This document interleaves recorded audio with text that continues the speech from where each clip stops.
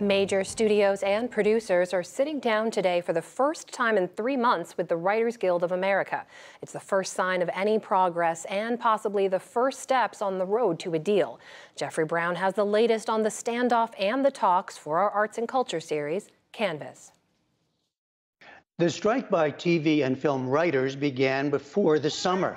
Then last month, SAG-AFTRA, the union representing actors, joined with their own strike after their contract negotiations broke down over similar issues. The dual strikes have upended the industry, halting promotion of new movies and shows and shutting down most production. Jane Fonda is among those who have been out on the picket line. These unions coming together in solidarity is historically important. Union solidarity forever. The new talks will have to solve some major divides over streaming, revenues and compensation, and the role of AI.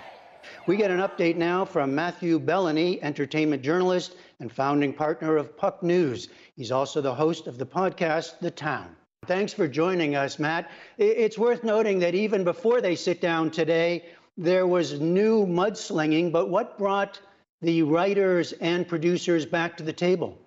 I think, honestly, the pain that has been inflicted on both sides over the past 3 months is really driving this. We're getting to mission critical right now, where some of these movies that are slated to come out next summer in the summer movie-going season are in peril.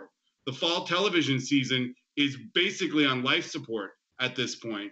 And these writers are also getting pretty desperate. They are feeling the pinch of no work for 3 months. So I really do think that it's the overall collective pain of this 3-month strike by the writers that is coming home to roost. And they're saying, let's at least see if there is a common ground to work on a settlement.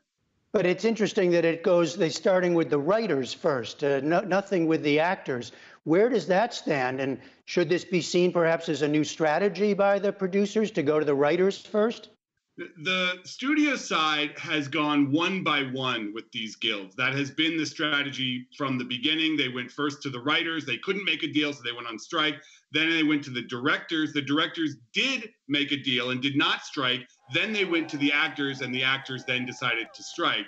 So I think the length of term here, 3 months for the writers, is a factor in them going to them first. Also, the rhetoric on the actor side, especially from the president of SAG-AFTRA, Fran Drescher, has been really ratcheted up. And I think the studio side thought that they might have a better chance going to the writers first. You know, there's been a lot of focus on the actors and writers issues. What about the studios, the producers side? These are different kinds of media companies, traditional studios as well as streamers. Do they all come with the same issues, with the same top things that they're after, and how together are they?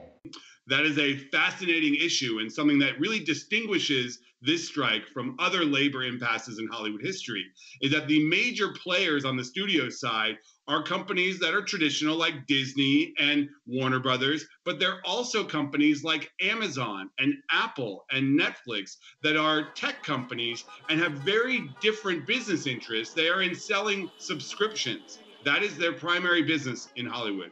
Whereas the others have all these other businesses like linear television, where their late night shows are shut down. They have theme parks where they're not going to have new product to promote in the theme parks. So the studio side is not an entirely coalesced coalition. They are negotiating together and they're trying to put on the best face, but behind the scenes, there's a lot of debate amongst the members. You know, there is one interesting side activity here where there are some independent studios that are making films now because they're getting so-called waivers from the unions. Explain that. It's caused some tension, hasn't it? A little bit, yeah. And just to clarify, these are not waivers. They're what's called an interim agreement.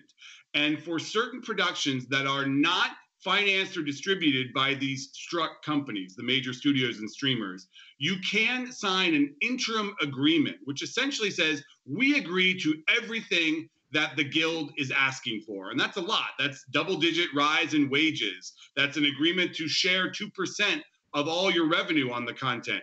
You can sign that agreement and go into production on a show or a movie. Now, whether the talent involved in those movies is willing to do so is a separate issue. We saw Viola Davis specifically back out of a movie that got an interim agreement because she said she didn't feel it was appropriate to be working while her fellow actors are not. But there are others, almost 100 now, productions that have gotten these interim agreements and are able to shoot. You know, even in recent days, we have seen some big name actors come together to help build a very large fund to help other actors in need. Does that point to a level of solidarity that we expected? Does it point to a potential for a long strike? The level of solidarity in this strike has been pretty extraordinary, both on the writer's side and the actor's side. Basically, the writers were able to go to the picket lines around the country and say, no, you are not going to shoot this show. And most of the productions shut down. On the actor's side, you're seeing an extraordinary level of solidarity because the actors have not been on strike since 1980. So this is new ground, especially in the social media era where they're able to mobilize. And you've got these big stars that are under pressure from the Guild and from social media to provide funds for the actors that are out of work. So it's not a surprise to me that you're seeing this level of giving and solidarity. All right, we will keep watching. Matthew Bellany, thank you very much. Thank you.